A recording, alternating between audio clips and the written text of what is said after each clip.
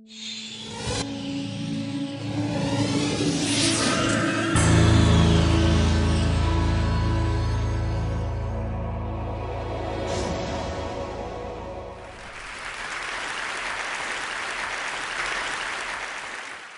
morning.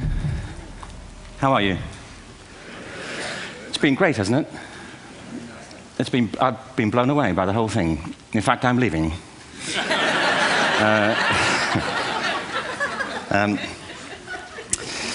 There have been three themes, haven't there, running through the conference, which are relevant to what I want to talk about. One is the extraordinary evidence of human creativity in all of the presentations that we've had and in all the people here.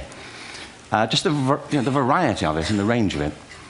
The second is that it's put us in a place where we have no idea what's going to happen in terms of the future. No idea how this may play out. I have an interest in education. Actually, what I find is everybody has an interest in education. Don't you?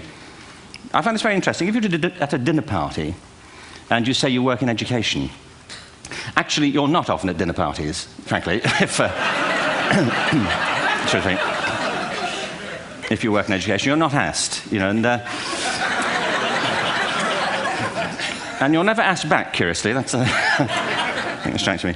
But if you are, and you say to somebody, they say, what do you do? And you say, you work in education, you can see the blood run from their face. They think, oh my God, you know, why me? It's my one night out all week. But if you ask people about their education, they pin you to the wall. Because it's one of those things that goes deep with people. Am I right? Like religion and money and other things. So I have a big interest in education, and I think we all do. We have a huge vested interest in it, partly because it's education that's meant to take us into this future that we can't grasp. If you think of it, children starting school this year will be retiring in 2065. Nobody has a clue, despite all the expertise that's been on parade for the past 4 days, what the world will look like in 5 years' time. And yet we're meant to be educating them for it. So the unpredictability, I think, is extraordinary. And the third part of this is that we've all agreed, nonetheless, on the really extraordinary capacities that children have, their capacities for innovation. I mean, Serena last night was a marvel, wasn't she? Just seeing what she could do. And she's exceptional, but I think she's not, so to speak, exceptional in the whole of childhood. What you have there is a person of extraordinary dedication who found a talent. And my contention is all kids have tremendous talents, and we squander them pretty ruthlessly. So I want to talk about education, and I want to talk about creativity. My contention is that creativity now is as important in education as literacy, and we should treat it with the same status. Thank you.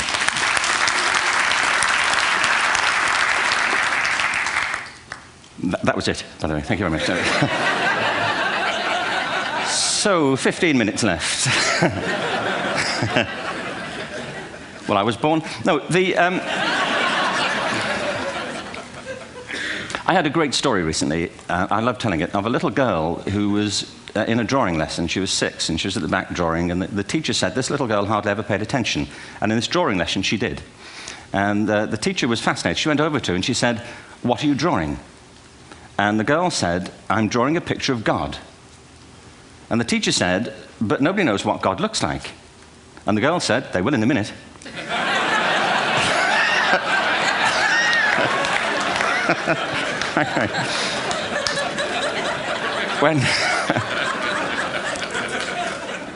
When my son was 4 in England, actually he was 4 everywhere, to be honest. I mean, if we're being strict about it, wherever he went, he was 4 that year. But he was in the Nativity play. Do you remember the story? No, it was big. It's a big story. Mel Gibson did the sequel. You may have seen it. I don't know. It was Nativity 2. But James got the part of Joseph, which we were thrilled about. We consider this to be one of the lead parts. We had the place crammed full of agents and T-shirts, you know. James Robinson is Joseph. He didn't have to speak, but do you know the bit where the 3 kings come in? They come in bearing gifts, and they bring gold, frankincense, and myrrh. This really happened. We're sitting there, and they, I think, just went out of sequence. Because we talked to the little boy afterwards and said, you know, are you okay with that? And they said, yeah, why was that wrong? They just switched. I think that was it. Anyway, the three boys came in, little 4-year-olds with tea towels on their heads, and they put these boxes down. The first boy said, "I bring you gold." And the second boy said, "I bring you mare." And the third boy said, "Frank sent this."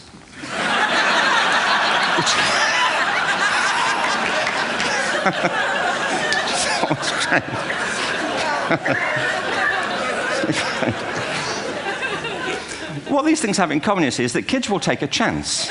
If they don't know, they'll have a go. Am I right? They're not frightened of being wrong. Now, I don't mean to say that being wrong is the same thing as being creative. What we do know is, if you're not prepared to be wrong, you'll never come up with anything original. If you're not prepared to be wrong. And by the time they get to be adults, most kids have lost that capacity. They have become frightened of being wrong. And we run our companies this, by the way. We stigmatize mistakes. And we're now running national education systems where mistakes are the worst thing you can make. And the result is that we are educating people out of their creative capacities. Picasso once said this. He said that all children are born artists. The problem is to remain an artist as we grow up. I believe this passionately, that we don't grow into creativity, we grow out of it. Or rather, we get educated out of it. So why is this? I lived in Stratford-on-Avon until about 5 years ago. In fact, we moved from Stratford to Los Angeles. So you can imagine what a seamless transition this was from LA. Actually, we lived in a place called Snitterfield, just outside Stratford, which is where Shakespeare's father was born. Are you struck by a new thought? I was. You don't think of Shakespeare having a father, do you? Do you? Because you don't think of Shakespeare being a child. Do you? Shakespeare being 7. I never thought of it.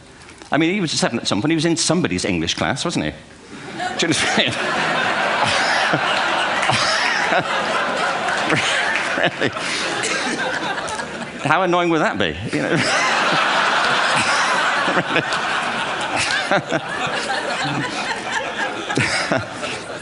Must try harder.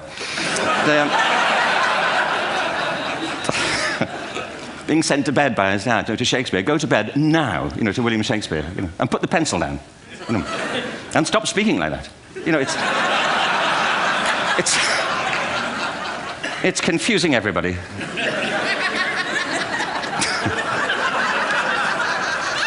Anyway, we moved from Stratford to Los Angeles, and I just want to say a word about the transition. Actually, my son didn't want to come. I've got 2 kids. He's 21 now, and my daughter's 16. He didn't want to come to Los Angeles. He loved it, but he had a girlfriend in England. This was the love of his life, Sarah. He'd known her for a month. Mind you, they'd had their 4th anniversary by then, because it's a long time when you're 16. Anyway, he was really upset on the plane. He said, "I'll never find another girl like Sarah." And we were rather pleased about that, frankly, because she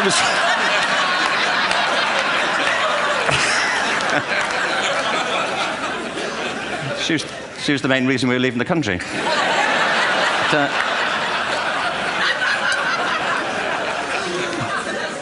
But something strikes you when you move to America and when you travel around the world. Every education system on Earth has the same hierarchy of subjects. Everyone, doesn't matter where you go. You think it would be otherwise, but it isn't. At the top are mathematics and languages, then the humanities, and at the bottom are the arts, everywhere on Earth. And in pretty much every system, too, there's a hierarchy within the arts. Art and music are normally given a higher status in schools than drama and dance. There isn't an education system on the planet that teaches dance every day to children the way we teach them mathematics. Why? Why not? I think this is rather important. I think maths is very important, but so is dance. Children dance all the time if they're allowed to. We all do. We all have bodies, don't we? Did I miss a meeting? I think... Truthfully, what happens is, as children grow up, we start to educate them progressively from the waist up. And then we focus on their heads, and slightly to one side. If you were to visit education as an alien and say, what's it for, public education, I think you'd have to conclude, if you look at the output, who really succeeds by this? Who does everything they should? Who gets all the brownie points? Who are the winners? I think you'd have to conclude the whole purpose of public education throughout the world is to produce university professors. Isn't it? They're the people who come out the top. And I used to be one. So there. But And I like university professors, but, you know, we shouldn't hold them up as the high watermark of all human achievement. They're just a form of life. You know, another form of life. But they're rather curious, and I say this out of affection for them. There's something curious about professors. In my experience, not all of them, but typically, they live in their heads. They live up there, and slightly to one side. They're disembodied, you know, in a kind of literal way. You know, they look upon their body as a form of transport for their heads. You know, it's... Don't they? It's a way of getting their head to meetings.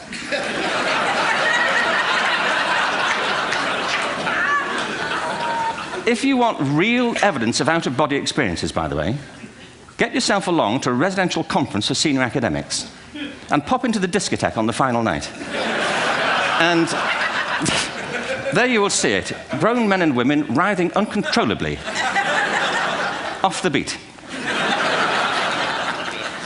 Waiting to it ends so they can go home and write a paper about it.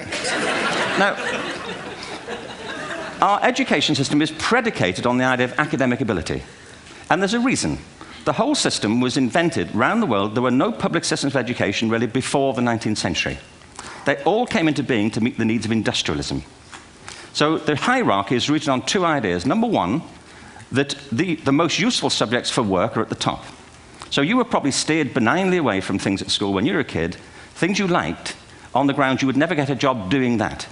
Is that right? Don't do music, you're not going to be a musician. Don't do art, you won't be an artist. Benign advice. Now, profoundly mistaken. The whole world is engulfed in a revolution. And the second is academic ability, which has really come to dominate our view of intelligence because the universities designed the system in their image. If you think of it, the whole system of public education around the world is a protracted process of university entrance. And the consequence is that many highly talented, brilliant, creative people think they're not, because the thing they were good at school wasn't valued or was actually stigmatized.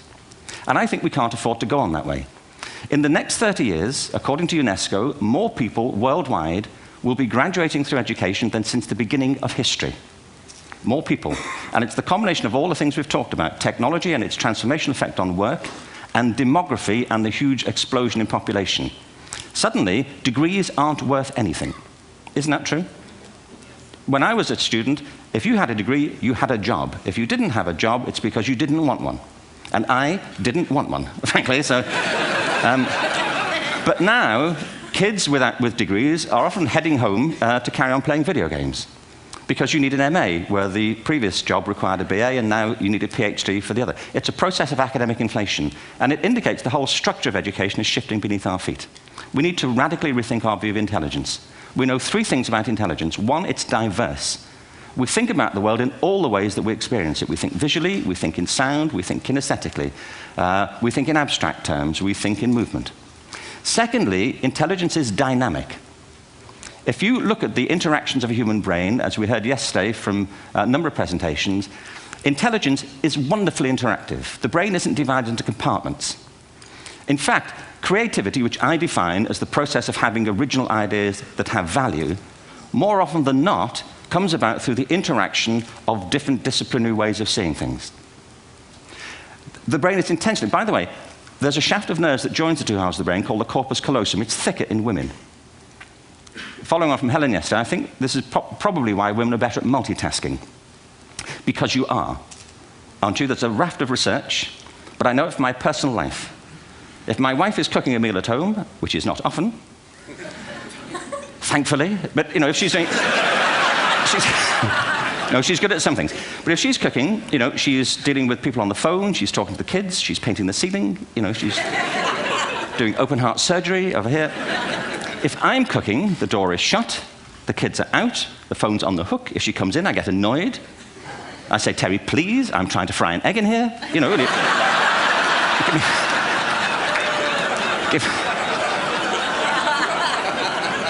Give me a break.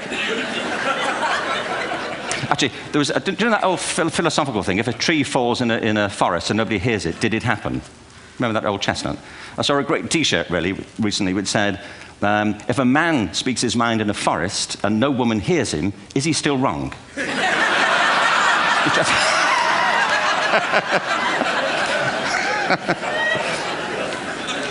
And the third thing about intelligence is it's distinct. I'm doing a new book at the moment called Epiphany, which is based on a series of interviews with people about how they discovered their talent. I'm fascinated by how people got to be there. It's really prompted by a conversation I had with a wonderful woman who most people have never heard of. She's called Gillian Lynn. Have you heard of her? Some have. She's a choreographer, and everybody knows her work. She did Cats and Phantom of the Opera. She's wonderful. I used to be on the board of the Royal Ballet in England, as you can see. And anyway, Gillian and I had lunch one day. I said, how'd you get to be a dancer? And she said it was interesting. When she was at school, she was really hopeless. And the school in the 30s wrote to her parents and said, we think Gillian has a learning disorder. She couldn't concentrate. She was fidgeting. I think now they'd say she had ADHD. Wouldn't you? But this was the 1930s, and ADHD hadn't been invented, at this point. So it wasn't an available condition. People weren't aware they could have that. Anyway, she went to see this specialist. So this oak-panelled room, and she was there with her mother, and she was led and sat on this chair at the end, and she sat on her hands for 20 minutes while this man talked to her mother about all the problems Gillian was having at school. And at the end of it, because she was disturbing people, her homework was always late and so on, little kid of 8, in the end, the doctor went and sat next to Gillian and said, Gillian, I've listened to all these things that your mother's told me. I need to speak to her privately. So he said, wait here, we'll be back. We won't be very long. And they went and left her. But as they went out the room, he turned on the radio that was sitting on his desk. And when they got out the room, he said to her mother, just stand and watch her. And the minute they left the room, she said she was on her feet, moving to the music. And they watched for a few minutes, and he turned to her mother, and he said, Mrs. Lynn, Gillian isn't sick. She's a dancer. Take her to a dance school. I said, what happened? He said, she did. I can't tell you how wonderful it was. We walked in this room, and it was full of people like me. People who couldn't sit still. People who had to move to think. Who had to move to think. They did ballet, they did tap, they did jazz, they did modern, they did contemporary. She was eventually auditioned for the Royal Ballet School. She became a soloist. She had a wonderful career at the Royal Ballet. She eventually graduated from the Royal Ballet School, found her own company, the Gillian Dance Company, met Andrew Lloyd Webber. She's been responsible for some of the most successful musical theatre productions in history. She's given pleasure to millions, and she's a multi-millionaire. Somebody else might have put her on medication and told her to calm down. Now, I think...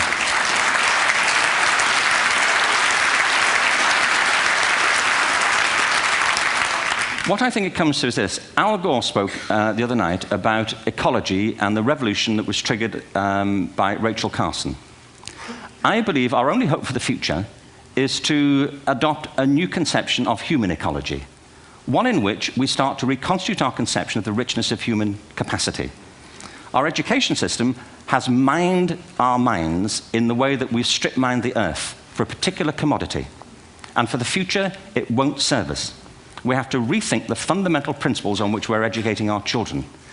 There was a wonderful quote by Jonas Salk, who said, if all the insects were to disappear from the earth, within 50 years, all life on earth would end. If all human beings disappeared from the earth, within 50 years, all forms of life would flourish. And he's right. What TED celebrates is the gift of the human imagination. We have to be careful now that we use this gift wisely and that we avert some of the scenarios that we've talked about. And the only way we'll do it is by seeing our creative capacities for the richness they are and seeing our children for the hope that they are. And our task is to educate their whole being so they can face this future. By the way, we may not see this future, but they will. And our job is to help them make something of it. Thank you very much. Bravo. Here, here.